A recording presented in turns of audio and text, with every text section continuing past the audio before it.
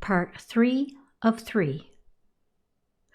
For a place where many worship the Christ child, if there actually were one, no one would know what to do with him or her, meaning no one would know how to support Christ. Earthlings don't have a good track record with this after all. Somehow, they thought Christ needed to be worshipped and adored. Loved and allowed would be more like it. Starting in infancy, Christ needs to have proper identification reinforced by others who have the same identification. Christ is God in form. Christ will thrive in a loving, nurturing environment from the get-go. All the parental, societal rules and expectations will go out the window. Christ follows his or her own heart and gets constant inspiration from the shared Christ mind. Other Christs know and understand this.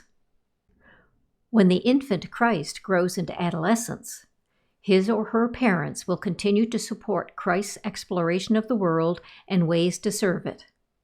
There won't be any fear. No missing person report, no search party, no frantic search with cadaver dogs.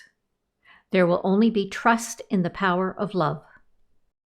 This teenage Christ will support other Christs too, in unity and relationship. All of Christ knows this process deeply.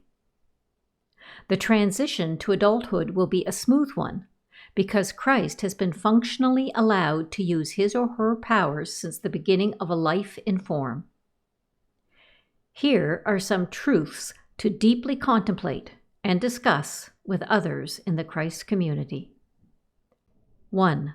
Christ does not accumulate trauma. 2. Because of this, it's highly unlikely that Christ would develop a drug or alcohol dependency. 3. Christ may or may not exercise or eat nutritious food every day, but Christ is happy being in his or her own body. What can you envision life will be like for both Christ and Gaia when Christ is finally recognized as being all there truly is? With love, Rami.